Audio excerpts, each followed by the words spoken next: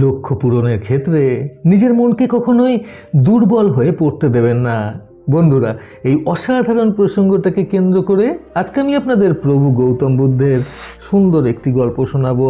চ্যানেলে নতুন হলে সাবস্ক্রাইব করতে ভুলবেন না এবং অবশ্যই গল্পটি ভালো লাগলে একটা লাইক আশা করব। সঙ্গে থাকুন ভিডিওর শেষ পর্যন্ত। আপনারা কোথা থেকে ভিডিওটি দেখছেন আপনার নাম সমেত ভিডিওতে কমেন্ট করুন, যাতে রবিবার গল্পে আপনার নাম উল্লেখ করে আপনাকে ধন্যবাদ জ্ঞাপন করতে পারি। গৌতম বুদ্ধের প্রিয় শিষ্য ছিলেন আনন্দ। একদিন গৌতম বুদ্ধ আনন্দকে সাথে করে নিয়ে এক জায়গায় ভ্রমণ করতে যাওয়ার জন্য মনস্থির করলেন। সেই মতো তিনি আনন্দকে জানালেন নিজের পরিকল্পনা। আনন্দ খুবই উৎসুক হয়ে পড়লেন গৌতম বুদ্ধের সাথে ভ্রমণে বেড়ানোর জন্য। কিন্তু গৌতম বুদ্ধ বলেছিলেন, আমরা যেখানে ভ্রমণ করতে যাচ্ছি সেই জায়গাটায় গেলে খুবই মনোরম সকল দৃশ্য দেখতে পাওয়া যাবে। এতে আনন্দের সেই স্থানে যাওয়ার কৌতূহল আরও বেড়ে গিয়েছিল এবং আনন্দ রাজি হয়ে গিয়েছিলেন। তারপর একদিন খুব সকালবেলায় গৌতম বুদ্ধ ওনার প্রিয় শিষ্য আনন্দকে নিয়ে বেরিয়ে পড়লেন সেই স্থানে যাওয়ার উদ্দেশ্যে।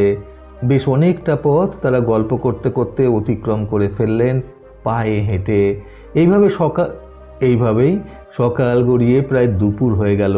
তবুও ওনারা অর্থাৎ গৌতম বুদ্ধ এবং ওনার শিষ্য আনন্দ ওনাদের যথাযথ গন্তব্যস্থলে পৌঁছলেন না। গৌতম বুদ্ধ সঠিকভাবে বলছিলেন না যে যেখানে তিনি নিয়ে যাচ্ছেন আনন্দকে সেই জায়গাটা আসলে কতটা দূরে অবস্থিত। যেহেতু আনন্দ গৌতম বুদ্ধের খুবই প্রিয় একজন শিষ্য ছিলেন, সেহেতু তিনি গৌতম বুদ্ধের কথায় মুখ ফুটে কিছু বলতেও পারছিলেন না। গৌতম বুদ্ধের সাথে পায়ে হেঁটে পথ অতিক্রম করে চলেছিলেন শুধুমাত্র। এইভাবে অনেকটা পথ অতিক্রম করে যাওয়ার পর আনন্দ গৌতম বুদ্ধকে জিজ্ঞাসা করলেন, প্রভু, আমরা যেখানে যাচ্ছি সেই জায়গার নামটা কি জানতে পারি? গৌতম বুদ্ধ তখন আনন্দকে উদ্দেশ্য করে বললেন, আমরা একটা গ্রামের উদ্দেশ্যে যাচ্ছি আর সেই গ্রামটার নাম আউস গ্রাম। এই বলে গৌতম বুদ্ধ আপন মনে পথ চলতে লাগলেন এবং আনন্দ গৌতম বুদ্ধের পেছনে পেছনে পথ চলতে লাগলেন আবার আগের মতোই। পথ অতিক্রম করে যেতে যেতে পথে অনেক ভক্তের সাথেই গৌতম বুদ্ধ এবং আনন্দের সাক্ষাৎ হলো। প্রত্যেকেই গৌতম বুদ্ধকে চলতি পথে প্রণাম জানালেন। গৌতম বুদ্ধ তাদের প্রণামে মাথা নেড়ে সম্মতি জানিয়ে আপন মনে হেঁটে চললেন সামনের দিকে। এইভাবে পথ চলতে চলতে গৌতম বুদ্ধ এবং আনন্দ একটি জঙ্গলে এসে পৌঁছালেন। সেই জঙ্গলের পথ অতিক্রম করতে করতে বেশ গভীরে গিয়ে আনন্দ এবং গৌতম বুদ্ধ দেখলেন দূরে একজন কাঠুরিয়া কাঠ কাটছেন। নিজেদের পথ ধরে হাঁটতে হাঁটতে হঠাৎই আনন্দ সেই কাঠুরিয়ার সামনে এসে দাঁড়িয়ে পড়লেন। আনন্দকে দাঁড়িয়ে পড়তে দেখে গৌতম বুদ্ধ দাঁড়িয়ে পড়লেন আনন্দের সাথে। তারপর আনন্দ সেই কাঠুরিয়াকে প্রশ্ন করে বললেন, আচ্ছা, আপনি কি বলতে পারবেন দয়া করে যে আউস গ্রামটা এখান থেকে আর কতটা দূরে অবস্থিত? এই কথা শুনে কাঠ কাটতে থাকা সেই কাঠুরিয়া নিজের কাজ বন্ধ করে দিয়ে আনন্দের দিকে চেয়ে বললেন, এই তো বেশি দূরে নেই, আর মাইল দুয়েক মতো পথ এগুলেই পৌঁছে যাবেন আপনারা। এই কথা শুনে গৌতম বুদ্ধ সেই কাঠুরিয়ার মুখের দিকে তাকিয়ে একটা মৃদু হাসি হাসলেন এবং সেই কাঠুরিয়াও গৌতম বুদ্ধের মুখের দিকে তাকিয়ে একটা মৃদু হাসি হাসলেন। প্রভু বুদ্ধ সেখান থেকে আবার হাঁটতে শুরু করলেন। ওনার সাথে সাথে ওনার প্রিয় শিষ্য আনন্দ আবার পথ চলতে শুরু করলেন এবং মনে মনে বেশ আনন্দই পেলেন যে আর 2 মাইল পথ হাঁটলেই ওনারা ওনাদের গন্তব্যে পৌঁছে যাবেন এটা ভেবে। এরপর পথ চলতে চলতে প্রায় 2 মাইল পথ অতিক্রম করে নেওয়ার পরেও যখন ওনারা অর্থাৎ আনন্দ নিজের গন্তব্যে পৌঁছতে পারছিলেন না, তিনি আবারও বেশ অস্থির হয়ে পথ দিয়ে হেঁটে যাওয়া এক বৃদ্ধা মহিলাকে দেখে আবারও প্রশ্ন করে বললেন, আচ্ছা মা, আপনি কি বলতে পারবেন যে আউস গ্রাম এখান থেকে আর কত দূরে? সে বৃদ্ধা মহিলা তখন খুবই মৃদু কণ্ঠে আনন্দকে উদ্দেশ্য করে বললেন, বেশি দূরে নয় বাবা, এই তো আর কিছুটা পথ হাঁটলেই তোমরা পৌঁছে যাবে, এই ধরো আর মাইল দুয়েক পথ।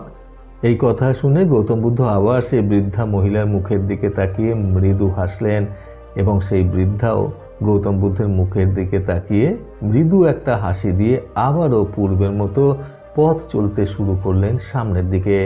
তারপর গৌতম বুদ্ধ পথ চলতে শুরু করলেন এবং সাথে করে আনন্দ। আবারও 2 মাইল পথ চলার আশাতে আনন্দ গৌতম বুদ্ধের পেছনে পেছনে হাঁটতে শুরু করলেন। এইভাবে আবারও অনবরত 2 মাইল পথ মতো হেঁটে যাওয়ার পর আনন্দ আরও বিরক্ত হয়ে পড়লেন, কারণ ওনাদের গন্তব্য যেন আসছিলই না। তখন পথে মাছ ধরে আগত এক জেলের কাছে আনন্দ প্রশ্ন করে বললেন, আচ্ছা ভাই, আউস গ্রাম এখান থেকে আর কতটা দূরে বলতে পারবেন দয়া করে? এই কথা শুনে সেই জেলে আনন্দকে আবারও বললেন, এই তো আর 2 মাইল মতো পথ বাকি, কিছুটা হেঁটে যান, পৌঁছে যাবেন।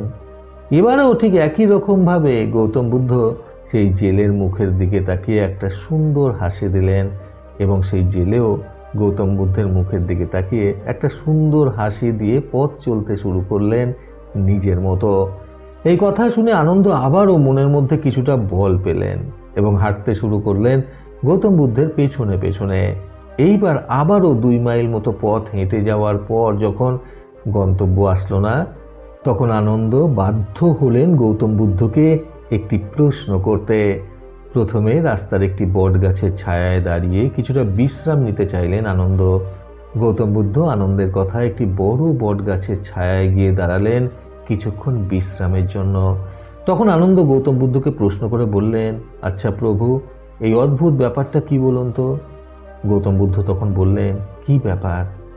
আনন্দ তখন আবারও প্রশ্ন করে বললেন, পথে আস্তে আস্তে যত কাউকে জিজ্ঞাসা করলাম যে আউস গ্রাম আর কতটা দূরে, প্রত্যেকেই একটাই উত্তর দিলেন যে আর মাত্র 2 মাইল মতো পথ বাকি।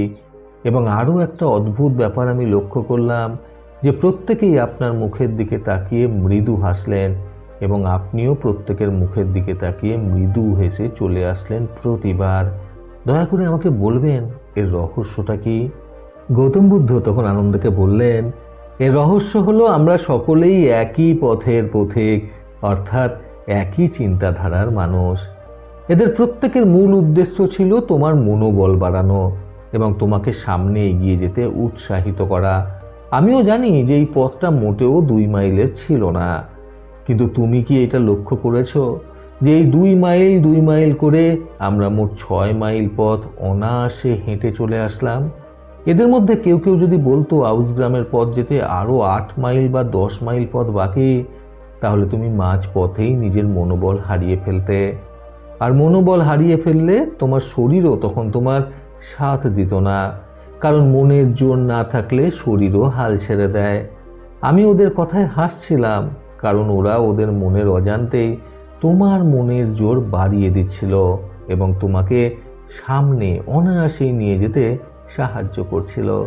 আমি যদি অনেক আগেই তোমাকে বলতাম যে আর কতটা পথ আমরা চলবো, তাহলে তুমি অনেক আগেই হাল ছেড়ে দিতে। এর থেকে এটাই বোঝা যায় যে জীবনে চলার পথ কিন্তু কারো জন্য মোটেও সহজ নয়। জীবনে সঠিক লক্ষ্যে পৌঁছাতে হলে অনেক বাধা বিপত্তি পার করতে হয় এবং অনেক ধৈর্য সহকারে সামনের দিকে এগিয়ে যেতে হয়। আর আমরা যদি এই সকল কিছু পার করে ধৈর্য ধরে সামনের দিকে এগিয়ে আসতে পারি, তবেই আমরা আমাদের লক্ষ্যে উত্তীর্ণ হতে পারবো।